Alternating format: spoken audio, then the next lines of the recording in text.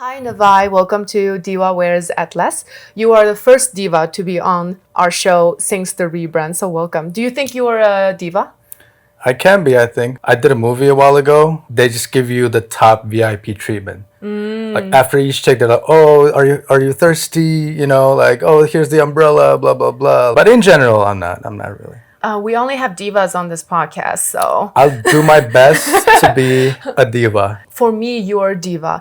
Because for me, diva is someone going after the life that they want and doing cool things out there. As an Uyghur artist, you are filmmaker, rapper, just an overall creative person. We're gonna get into everything that you do today. And in my heart, you're a diva. I'm a diva for the rest of the episode. Good to know. So you don't have any misogyny at all. I try to do my best. Let's put it that way. I think every man, they manifest some kind of misogyny here or there. You just have to be very aware of it. Have you realized your own misogyny in the past and grow out of it? I think growing up with like our traditional values, there's a lot of good things about it, but at the same time, I think misogyny is a big part of it. Oh, women should only be in a kitchen. They should only stay at home, blah, blah, blah, right? I've never had like an extreme views like that before.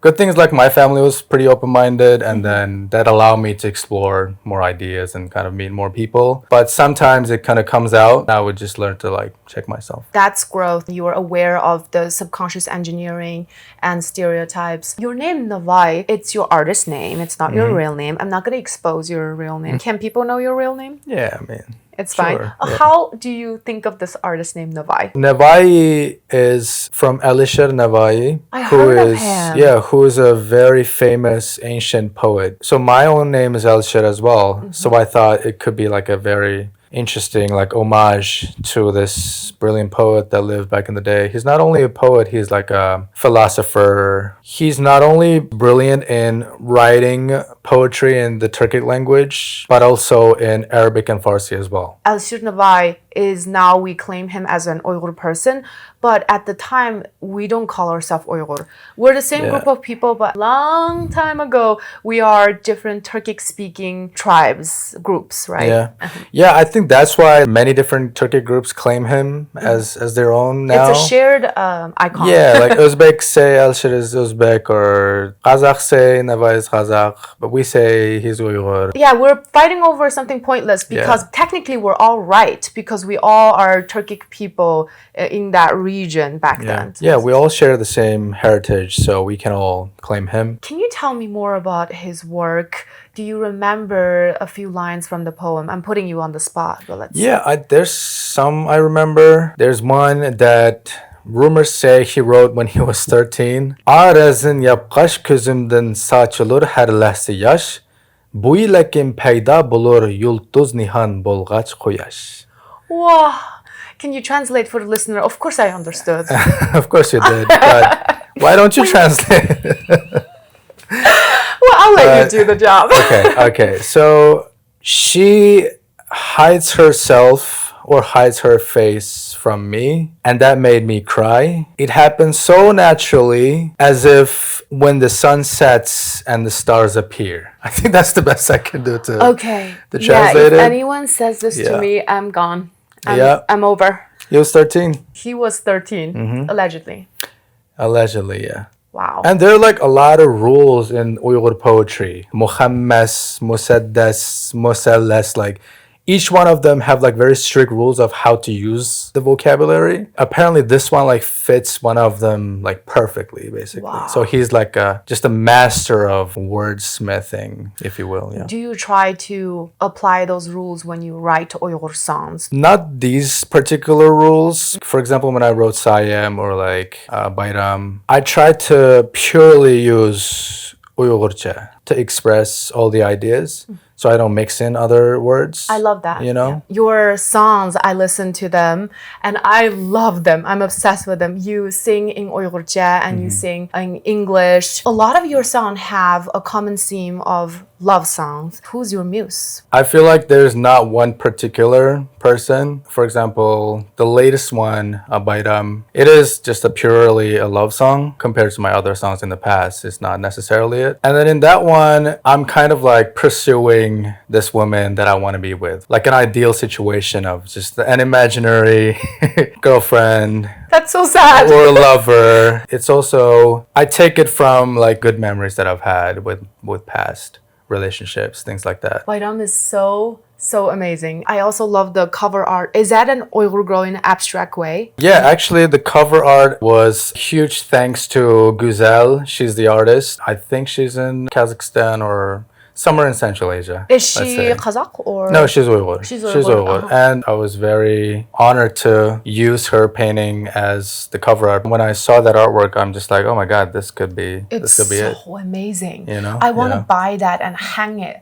in my room. I'll make sure to link her information in the description box as well. How did you spend your holiday this year? I live in LA right now, and then I have two of my cousins also live here. One of my cousins, she has two kids, so we brought a bunch of gifts and we had a big dinner. We love celebrating every holiday and make it our own and dance and everything. You mentioned you just moved to LA. Can you talk to me about your journey, your life before coming here? What have you been doing in US so we can get to know you a little more? So I moved here back in 2015 for grad school. Went to film school. I studied filmmaking in the Washington, D.C. area. And right after graduation, I just started working in the U.S. nonprofit space as like a video producer. And I also do graphic design, everything creative, basically. I always told myself back in the day, like, if I don't pursue filmmaking, I would definitely pursue like music production. So it was always in the back of my head. I would just kind of write like little rap rhymes on my own because of my interest in like poetry, but I never took it seriously and I never showed it to anyone. And then back in 2020, COVID happened. I noticed I had a lot of like pent up energy that I didn't know how to like release. I heard a beat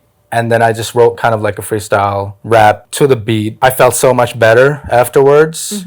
So it literally starts with, this ain't no joke, ain't no show. The end is not, we in survival mode. Deadly virus spreads with no soul, no intention. It's not the nature's fault. Nature made us all. So I was just kind of venting about the current state of the society and whatnot. So I just put it out there. And in the beginning, it was just friends, you know, listen to it. And then they all loved it. So I'm like, wait a minute, maybe I have... It. The rhymes go crazy. Yeah, it's about like COVID and state of the world. But with different individual, you can interpret it to so many psychological things that they're going through their own journey. And that's a successful artist that you can make people relate and feel. Yeah, and then I'm just like, okay, maybe there's something there. Let me just try to focus on it. And then it was a time, I think I was kind of lost myself because of life, work, whatever. So I wanted to just focus on what I really wanted to do, just express myself in a different way. And then I started writing more songs. The next one is Lonely. The female sound, the girl sounds so sexy. Yeah. Is she one of your friend or is that a bite that you purchased or something? Yeah, she's a friend of mine. Wow. Big shout out, Jazfira, Alfira.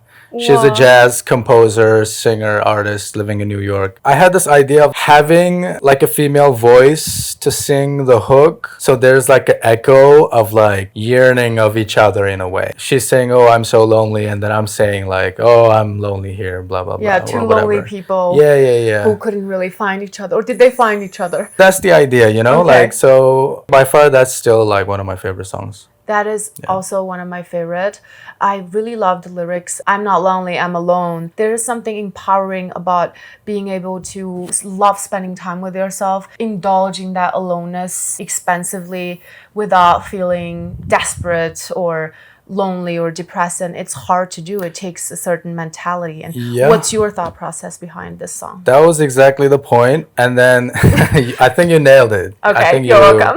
got the essence of the song. What's fun about that song is there's so many like little Easter eggs that's like hidden here and there. No, tell me about it. I think I completely missed them. I'm not lonely, I'm alone. It was like a famous quote from a movie that I really love. Which one? It's Heat. I think it's the first time Robert De Niro and Al Pacino they were on the same screen. I need to add that to my list. Yeah. Those two are legendary figures. Yep. Next line is, I'm not lonely, I'm alone, chewing down the dry scone. So, what does that mean? I love scone.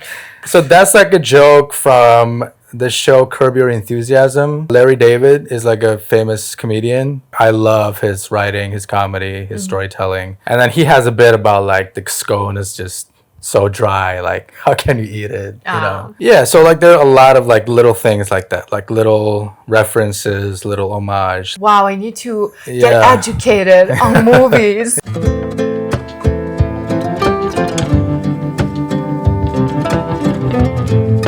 Hi, Hi Divas, quick interruption to the episode because I have an exciting news to share.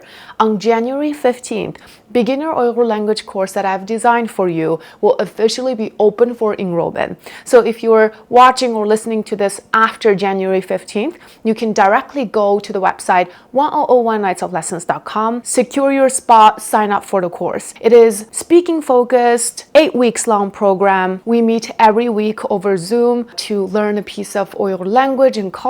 Regardless if you're watching or listening to this before January 15th, what you can do now is to sign up for the waitlist on the website. It is the same website, 1001nightsoflessons.com. I'll remind you when it's time to enroll on January 15th. Now, back to the episode.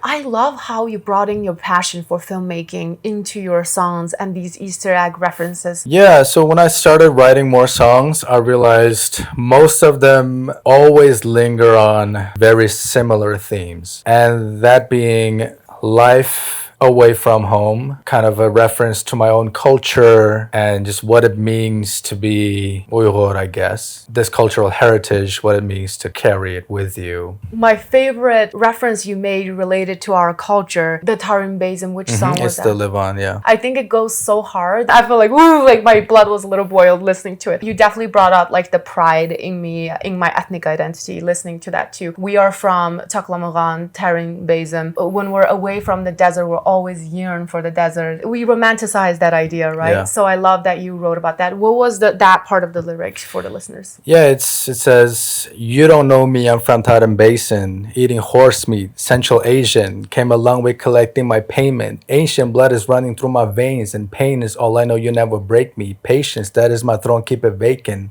Ooh! Taming the dragon inside me like, and then the ad-lib says, Dracarys. Yeah. I love Game of Thrones. Yeah, same. That is amazing. From hearing your process so far of all the songs we talked about, I noticed that you write your own lyrics and obviously you're very involved in the visuals. Is there anything you'd like to touch on that we haven't on the whole creative production process behind the scene? So I go on BeatStars. I would just randomly scan through different artists, their tracks. When I listen to a beat that I like, I would kind of pause a little bit, just listen to a couple of times, see if I can get inspired by the beat itself. Usually I want to take inspiration from the sound that I hear. I don't think I can create in silence. I can't just start writing. I have to hear the beat. This is telling me to express this type of emotion. And I love how you let the music inspire you and then pull from real emotion. I think the creative process for almost all the songs are like that. For example, the song Sayem, I heard the beat, I heard the melody, the hook just kind of played in my head, like Sayem,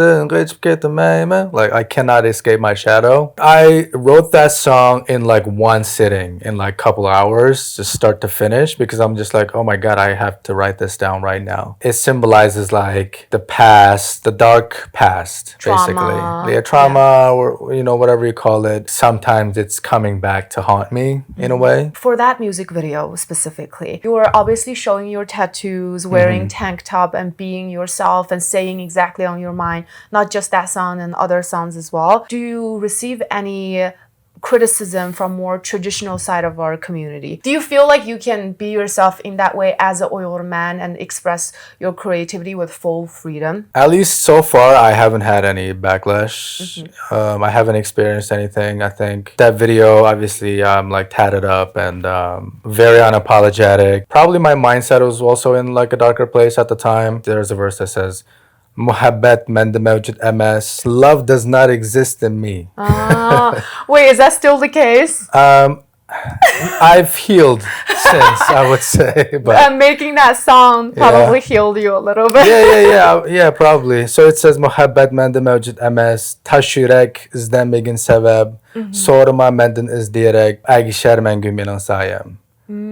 So that's my shadow will always follow me. Yeah. Love doesn't exist. That's so sad. It's but I feel you. I'm in the same mindset. Yeah. But I haven't had really had, much backlash. I think it's more so Yeah. that you don't care. You are going to be yourself anyway. And I think that's what made your aura so strong in that song and just overall as an artist. And I love seeing more Uyghur people be ourselves like that or just like anyone. I'm jealous in a way because I feel like for female Uyghur artists or artists similar to our communities in Central Asia or whatever, we receive much more judgment. What do you think about that? Very big question. Yeah. But you are enjoying the privilege of Yeah. being a man, so it's like less harsher Mm-hmm. as an artist. How do you, as a male Uyghur artist, help other women Uyghur artists to also be themselves? that issue definitely exists. Not just among Uyghurs, I think. Sexism exists across many different cultures. Many different cultures. It's just the level of like how much of it you see in the daily life, right? If a female artist did the same thing that I did in that video, they probably face way more backlash.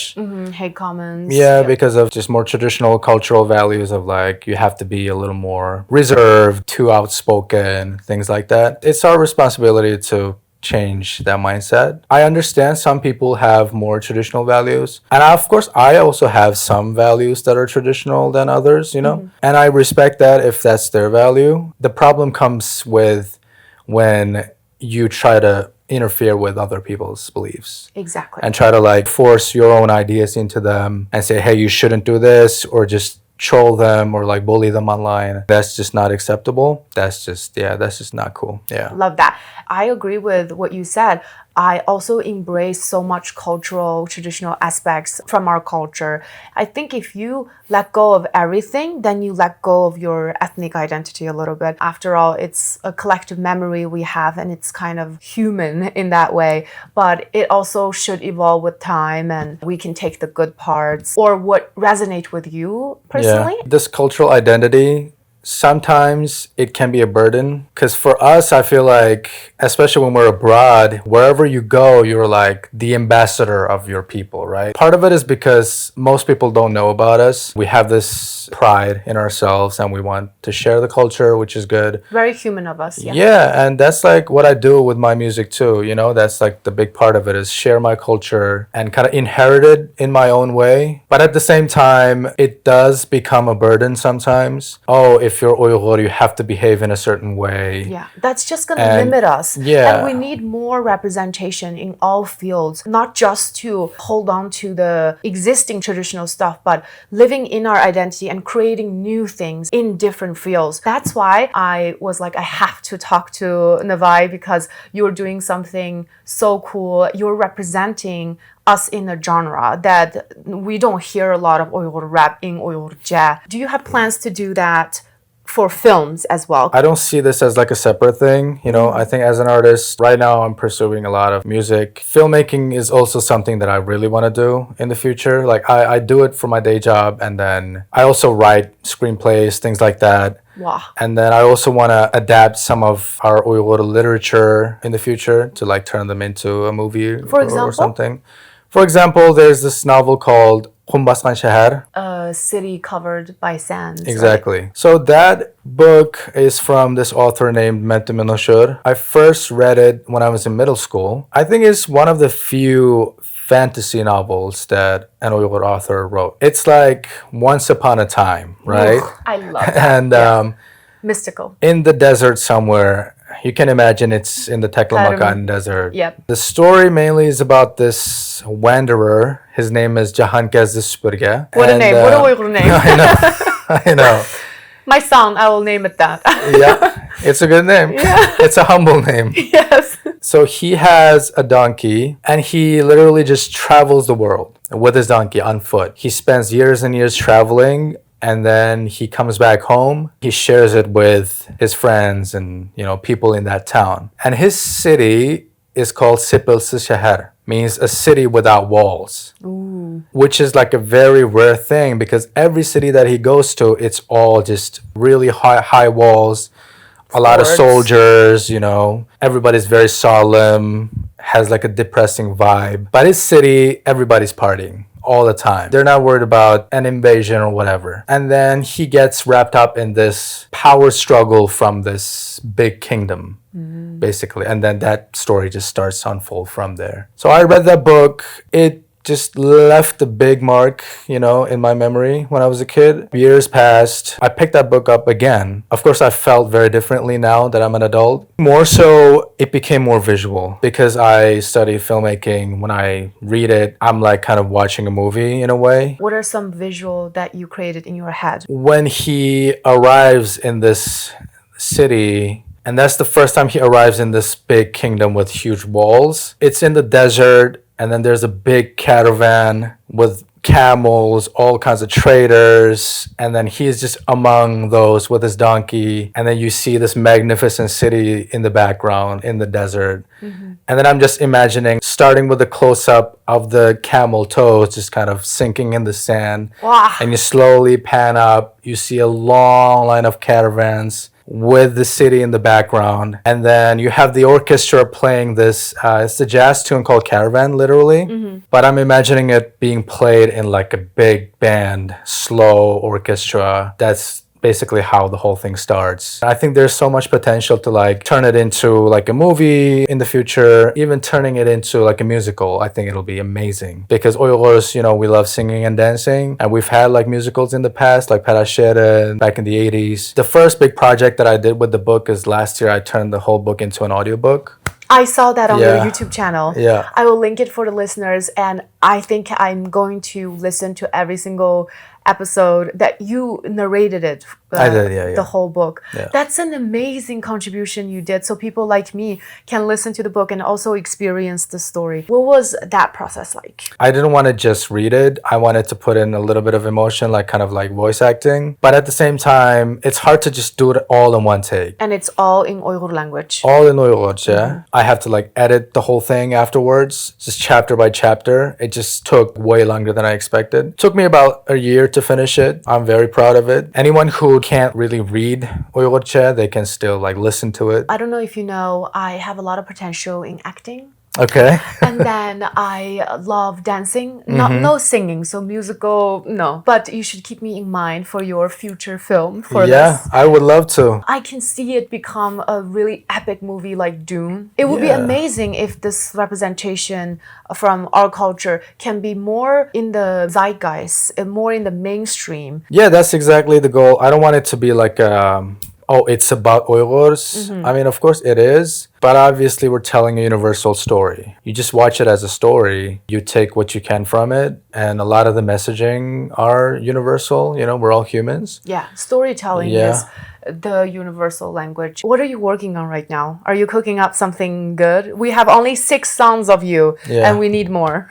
I have like several, like 4 or 5 songs already written. This year, I have big plans, hopefully record them and then make music videos, things like that. And then one of them, ideally I'm planning to release it this summer, if not sooner, called Trilingual, singing in all 3 languages that I know, English, Uyghurcha, and Mandarin. Wow, very cool. I can't wait to share it with everyone. That's all I can say for now. Okay. Yeah, we definitely look so forward to that. Where can everyone find you? I'm Nevayi, Nevayi, on Instagram, YouTube. If you search it, you can definitely find it. And Spotify, Apple Music? Yeah, I'm on all platforms. Spotify, Apple Music, YouTube Music. Yeah. Thank you so much for coming on. After this conversation, I definitely think you're a diva. Okay, wow. Diva certified. Yes. All right. Yeah, thanks go. for having me. It's been a pleasure.